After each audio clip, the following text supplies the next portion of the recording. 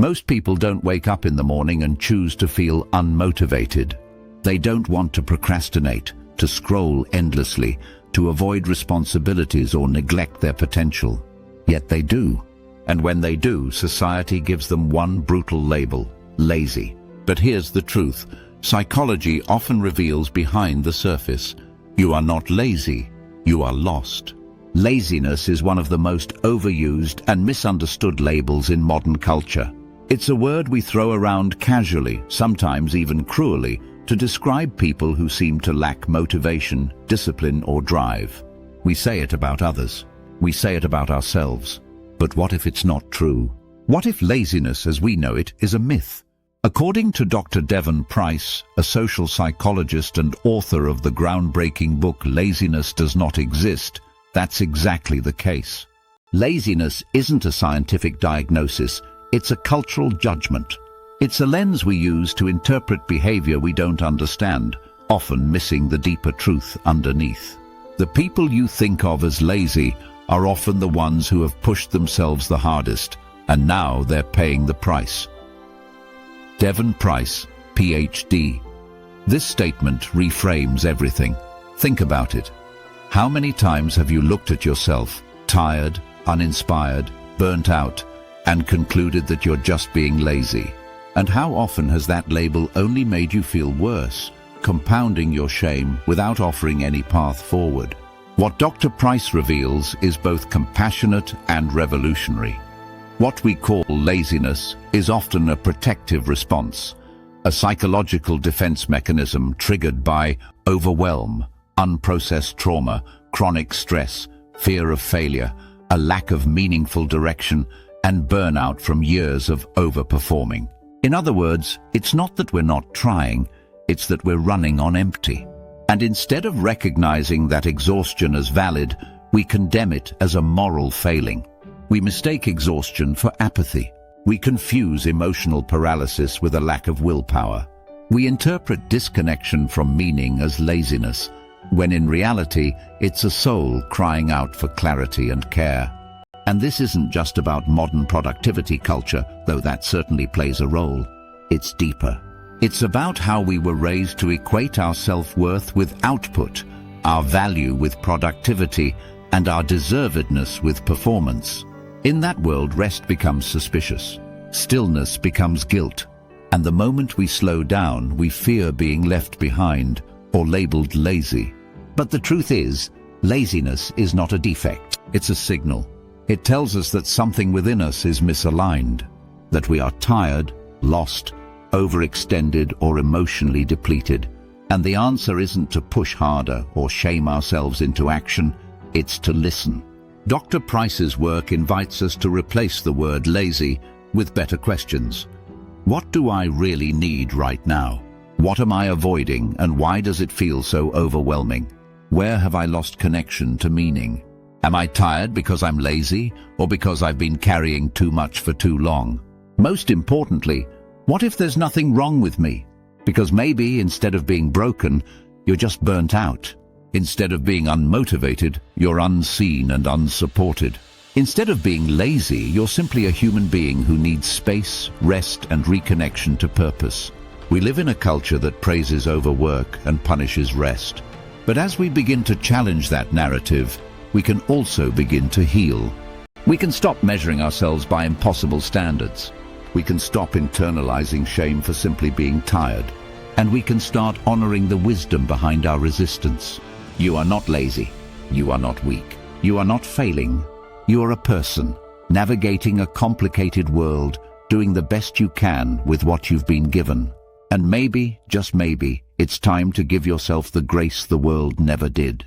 We often assume that a lack of motivation is a flaw, something to be fixed, punished, or powered through. But motivation doesn't simply evaporate. It doesn't vanish into thin air. It withdraws when the inner compass loses its direction. When the mind is lost, the body stalled. This isn't laziness, it's disorientation. It's your soul whispering, "I don't know where to go, and I'm too tired to pretend anymore." The renowned psychologist Abraham Maslow, who introduced the hierarchy of needs, taught that human beings can only thrive when their foundational needs, safety, love, belonging, esteem are met. But more than that, Maslow emphasized the importance of self-actualization, the inner need to find purpose, to grow, to feel that our lives have meaning. Strip someone of that meaning, deny them connection, diminish their self-worth, surround them with noise but no direction, and their drive doesn't just fade, it collapses. You can't sprint toward a future when you have no vision of it. You can't get out of bed when life feels like a loop of meaningless tasks. You can't chase goals that don't light a fire in your soul. And yet, in our hustle-obsessed culture, we label this collapse as laziness. But let's tell the truth. Many people who are called lazy are actually enduring invisible struggles. They are not avoiding effort. They are wrestling with existential disconnection. They are asking themselves questions they don't know how to answer. What am I even working toward? Existential confusion. Why do I feel so tired all the time? Depression, burnout. Why does nothing excite me anymore? Unmet emotional needs. Why do I always sabotage myself right when I start to grow? Unprocessed trauma. And perhaps most devastating of all, what if I'm not meant for anything at all? These are not lazy thoughts. These are the thoughts of someone who is lost, someone whose inner world is starving for clarity, safety, and self-connection. Few understood the depth of this hunger like Viktor Frankl, a Holocaust survivor, neurologist, and psychiatrist. In his profound work, Man's Search for Meaning, he wrote, "When a person can't find a deep sense of meaning, they distract themselves with pleasure." And in the 21st century, those distractions are everywhere. Binge watching, doom scrolling, gaming into the early hours, endless naps. Not because we're lazy, not because we don't care, but because we've lost our connection to the why behind the alarm clock, the why behind the work, the why behind the dream. Frankl believed that meaning is not a luxury, it is a necessity, just as vital as food or shelter. Without it, we don't just lose drive, we lose ourselves. That's why our bodies shut down, why we freeze, why we stall. Because what looks like procrastination is often a psychological cry for alignment, a plea from within. Please stop pushing me toward things I don't understand. Please let me rediscover why I'm here. So the next time you find yourself stuck, paralyzed by fatigue, unable to take action, lost in cycles of distraction, pause. Not to scold yourself, but to listen. What is this exhaustion trying to tell you? What purpose have you drifted away from? What truth have you silenced in the name of fitting in, surviving, or staying safe? Because sometimes the most important breakthroughs come not when we force ourselves to move, but when we finally have the courage to be still and ask, where am I? And what part of me have I left behind? You are not lazy. You are longing. Longing for meaning. Longing for alignment. Longing to live a life that feels like yours. And once you begin to reconnect with that truth, gently, honestly, patiently, the motivation you thought you lost doesn't just return. It rises because it finally has somewhere to go. One of the most misunderstood and misdiagnosed emotional states in today's fast-paced world is burnout. It hides in plain sight, wears the mask of apathy, and often gets dismissed with a single cruel word: lazy. But according to Dr. Christina Maslach, a pioneering psychologist who has spent decades researching burnout, laziness and burnout are not the same thing, not even close. Burnout, she found, is not a failure of discipline or motivation. It is the natural consequence of prolonged exposure to chronic stress, especially when that stress is not balanced by rest, recognition, connection, or meaning. The symptoms of burnout are strikingly human and heartbreakingly common. Emotional exhaustion, a deep, soul-level fatigue that no amount of sleep seems to cure. The kind of tired that lives in your bones, your thoughts, your identity. Cynicism and detachment, a growing sense of disillusionment. You stop caring, not because you want to, but because it hurts less than trying and failing again. Reduced sense of accomplishment. No matter how much you do, it feels like it's never enough. you lose confidence, you lose direction, you lose your sense of impact. Sound familiar? It should, because burnout doesn't just happen to overworked CEOs and emergency room doctors. It happens to students juggling academic pressure with existential dread, to parents who never get a break, to artists who feel creatively depleted, to job seekers drowning in rejection, to caregivers who give endlessly and receive little in return, to teachers, therapists, activists, young people, dreamers, and anyone who lives with the pressure to perform in a world that rarely pauses to ask, "Are you okay?" Burnout is a slow unraveling. It creeps in quietly day by day until one morning you wake up and feel nothing. No spark, no hunger, no direction. And to the outside world, it looks like you're being lazy, unmotivated, slacking.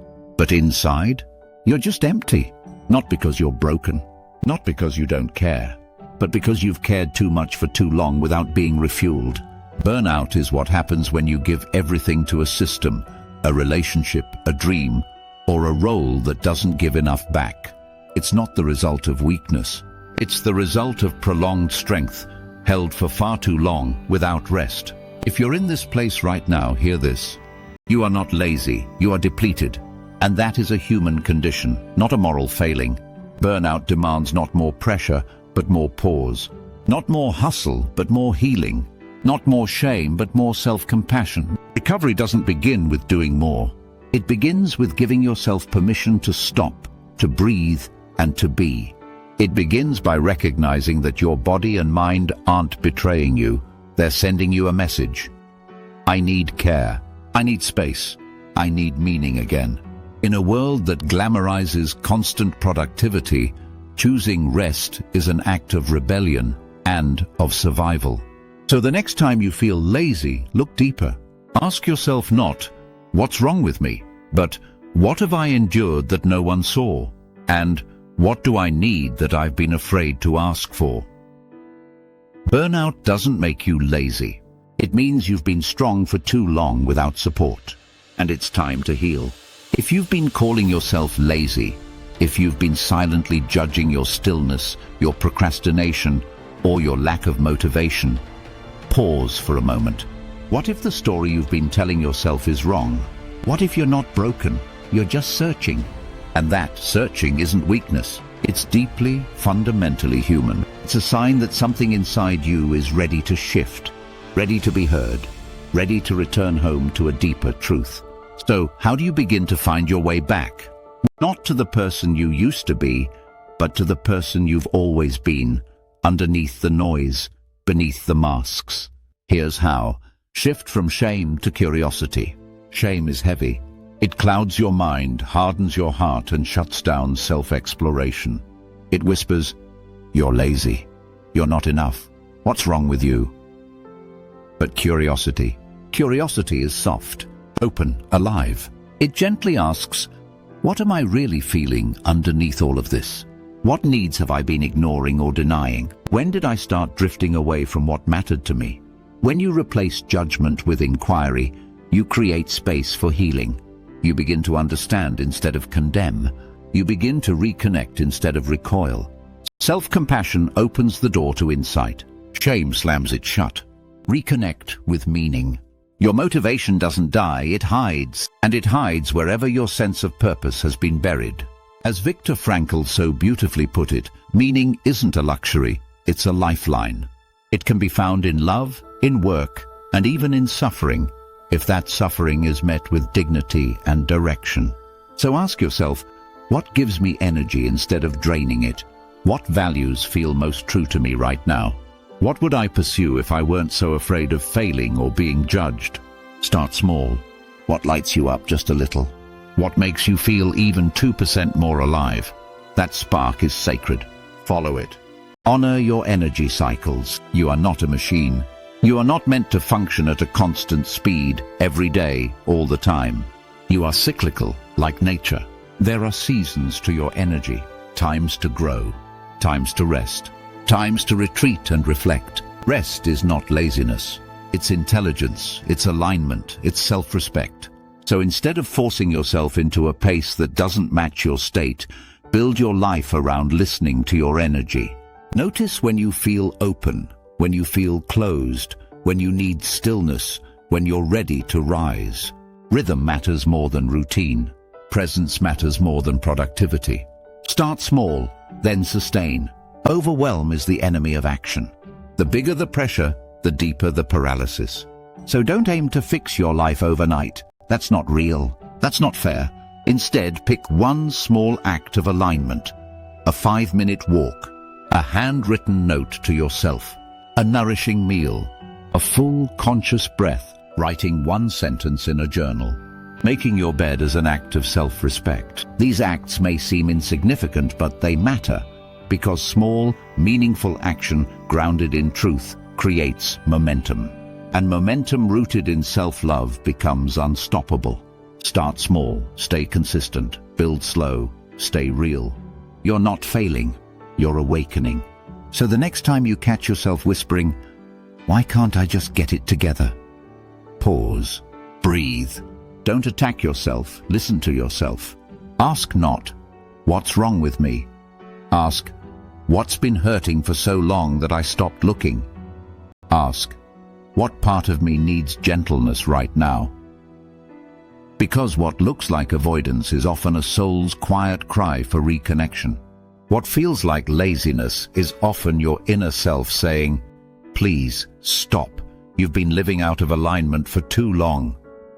You are not lazy. You are not weak. You are not behind. You are just lost. And being lost is simply the beginning of being found by yourself. The path back home is not paved with pressure, it is walked with presence. And every step you take in self-awareness, no matter how small, is sacred.